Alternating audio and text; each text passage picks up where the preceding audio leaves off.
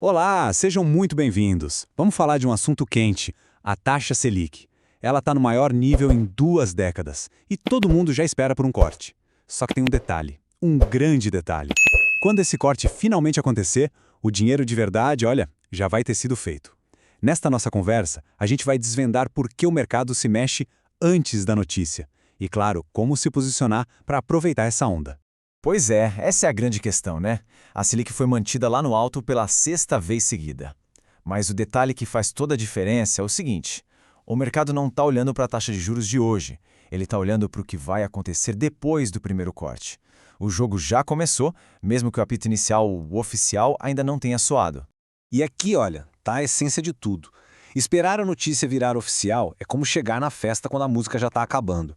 Quem entende os ciclos do mercado sabe que o grande movimento acontece na expectativa e não no fato consumado. Tá bom, então como é que isso funciona na prática? A resposta está num conceito fundamental, que é a precificação antecipada. Pensa assim, ó, os jogadores mais experientes do mercado, eles não reagem ao que já aconteceu, eles reagem ao que eles acreditam que vai acontecer. Eles estão o tempo todo tentando adivinhar qual vai ser o próximo passo do Banco Central. E é essa expectativa que move os preços para cima ou para baixo. Para a gente entender bem o comportamento do mercado, dá para pensar nele como um motorista experiente no trânsito. Ele não espera o sinal ficar verde, não.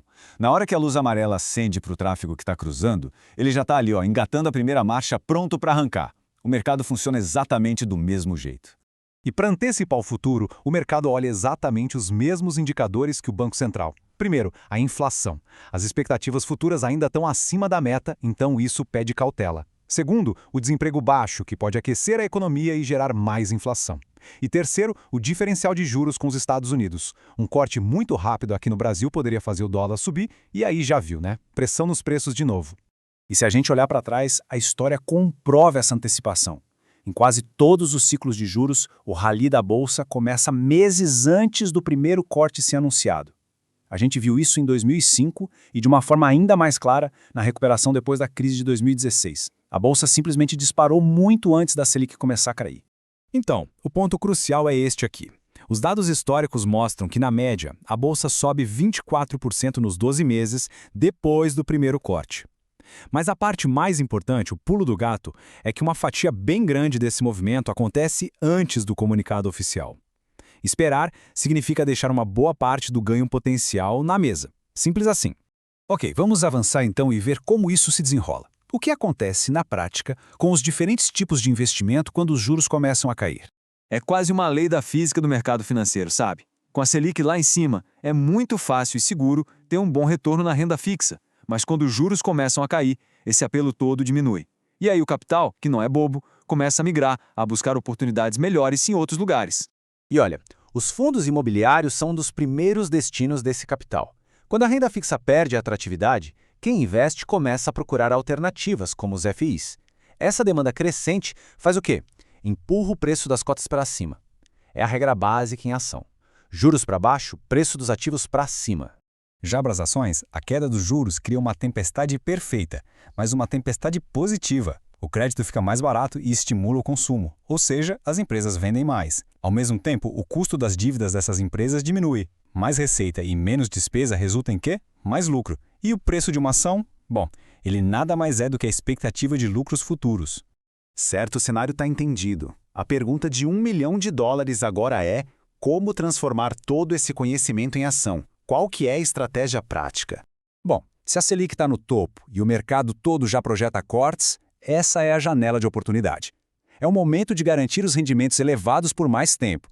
O objetivo é bem claro: travar as taxas antes que elas comecem a cair de verdade. A estratégia aqui é sobre capturar as taxas altas de hoje e levar para o futuro. Títulos pré-fixados garantem a taxa atual, ponto. E os títulos IPCA+, de longo prazo.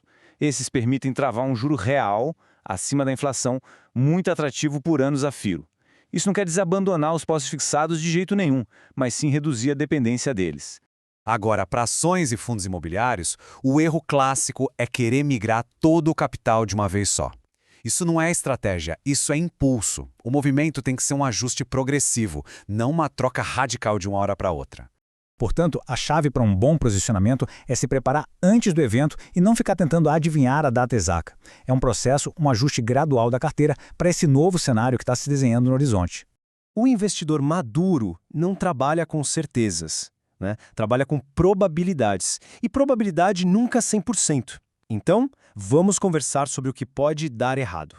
Essa é a pergunta mais importante de todas para a gestão de risco. O que acontece se o cenário mais provável não se concretizar como o esperado? E se o ciclo de queda de juros demorar mais para começar? Bom, se rolar um atraso, as expectativas do mercado vão ter que ser recalibradas. Isso pode causar uma marcação a mercado negativa nos títulos pré-fixados e IPCA+, no curto prazo, e uma devolução de parte dos ganhos que a Bolsa já teve só na base da antecipação. Exatamente por isso que construir posições em camadas é essencial. Esses 3 princípios garantem que uma carteira possa aguentar o tranco de eventos inesperados. Não concentrar tudo numa coisa só, ter uma parte do patrimônio fora do Brasil e manter a estabilidade dos pós-fixados, essas são as chaves para atravessar qualquer cenário, seja ele qual for. E aqui a gente fecha com a lição final. O mercado financeiro recompensa a antecipação, a estratégia. Entender o ciclo é o que separa a construção de riqueza de simplesmente reagir às manchetes do dia.